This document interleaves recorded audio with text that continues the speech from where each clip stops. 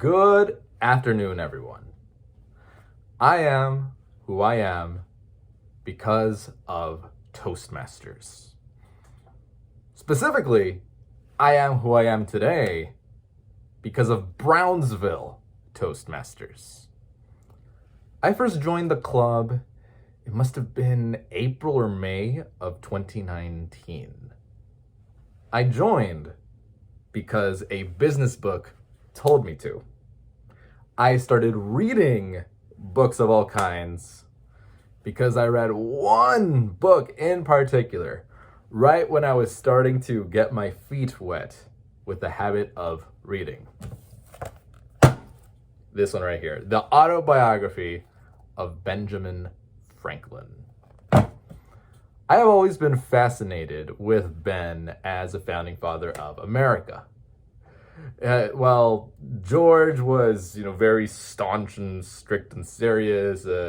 Thomas Jefferson, he was a know-it-all. Alex Hamilton, he was very cocky, which led to his demise. Ben, on the other hand, he was zany, he was kooky, he was authentic and true to himself. But at the same time, he would use his unique weirdness and channel it out in a way that would add value both to himself and to the community at large. I read this looking for answers. What is it about Ben? What are his values, his principles, habits that I could also incorporate in my own style, such that they also add value both to myself and to Brownsville, Texas? Well, one of the things that he did personally, he read like hell. From a very young age, that man was an avid reader. In fact, when he was 12, according to the... Drop the phone there. This was his favorite work, let's call it. This was his favorite work when he was a 12-year-old. The Lives of Plutarch. He had an insatiable curiosity, and he had a never-ending desire to improve himself. Eventually, he got to the point where he thought the best way to improve oneself is to improve the community. From there, he either joined or founded several civic organizations to add value to Philadelphia, Pennsylvania. His most famous one was the Junto Club, which is, in essence, a combination of Rotary and Toastmasters.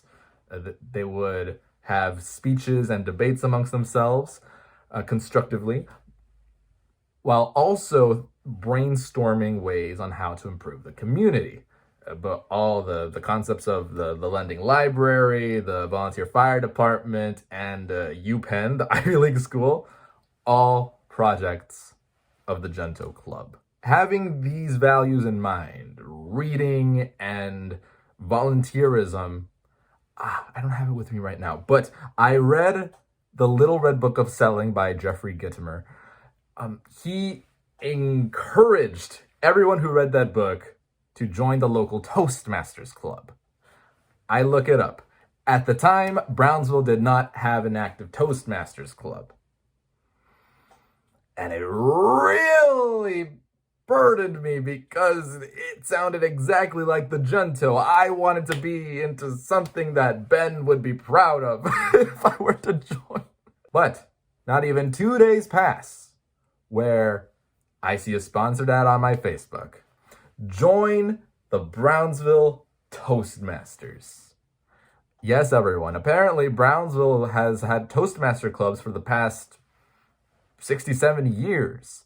But one of the clubs was folded for a couple reasons, but it resumed in the form of Brownsville Toastmasters. Of course, I was going to be there and talk, join, be a member. So I did. The funny thing is that my icebreaker speech, oh my gosh, it was something else. For a bit of background in terms of my development as a speaker, In high school, in middle school, high school, I was very shy, quiet, reserved, heavily introverted. At the same time, though, I was a little bit of a theater kid. I wasn't exactly as passionate about, say, Broadway musicals as some of my colleagues from high school theater. But I was pretty damn good at reading a script, personifying the character they're in, and giving the audience a show. Of, some of the things from theater translate really well into Toastmasters. Others do not, as we saw in my very first icebreaker speech. Because I was new to all these people, I wanted to sort of establish respect, I guess. I made my icebreaker speech on the 6 states that I walked across at that time. It was very, very over the top, energetic. I didn't look at anyone in the eye. I was running back and forth across the stage area. Oh my gosh. See, that's where the difference is between theater and Toastmasters. In theater, you're not supposed to look at anyone in the eye. If you do, you break the fourth wall and the illusion that you are a character gets broken. When you are speaking as yourself, you do. That way you establish a connection between you, the speaker, and your audience. So in terms of energy, when you're in theater, sometimes if the role calls for it, you have to act over the top. You have to speak really loud. You have to project so that everyone can hear you. You don't have to do that if you are in a conference room or in a smaller area. Just talk so that if there's someone standing at a far corner, you will be heard and understood. You don't need a big, booming, powerful voice necessarily in Toastmasters. Now, in terms of running around the stage, yes, when you are an actor, you have to take advantage of whatever your surroundings are. But in this case, take it slow, take it easy. People want to hear your message. If you move all over the place, you risk that distracting instead of supplementing your speech. Yeah, I learned all those little tidbits and tips and advice as I was progressing through my Toastmasters pathway. They didn't exactly tell me that, hey, Gilbert, you high school teenage actor, you should knock that out. No, I realized that within myself as habits to break when during these particular contexts in front of the Toastmasters Club. But what are the results after having passed through all 5 levels of the Pathway program? It's unquestionable. My value as a person, sure, I'm biased, right?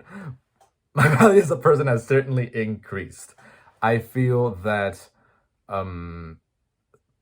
I get taken a little bit more seriously. I feel like people want to listen to me.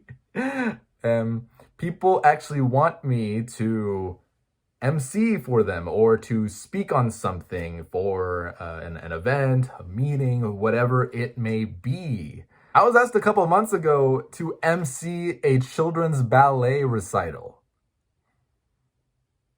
I know nothing about ballet, but I made it work. Anything to support the arts. Also, from the emotional side, I feel more confident whenever I get placed in front of a crowd. Yeah, y'all, like I've said in these videos, standing in front of a crowd and giving a speech, many people around the world dread that. The common joke is that in a funeral, most people statistically would rather be in the coffin than to give the eulogy. But I feel I feel excited whenever I get to the podium with a mental outline or a written outline in front of me. I'll let the Toastmaster skills work their magic to captivate the crowd to the best of my ability. Maybe I should be a politician. No! No. I am not brave enough for politics. Yet. Wherever these Toastmaster skills will lead me, one thing is for sure. If Benjamin Franklin was alive today, and if he were to take a boat, land at the mouth of the river, and visit Brownsville, Texas, if I were to shake his hand and tell him a little bit about me, I know for certain that everything I will say about my Toastmasters journey will resonate with him in his never-ending quest for self-improvement. I know that my time in Brownsville Toastmasters has added value both to myself and to the community by putting those skills in one of many organizations that I have been involved with or affiliated with. Ben, I hope I made you proud. Have a good one. Take care. Stay curious. Speak well. And kick ass.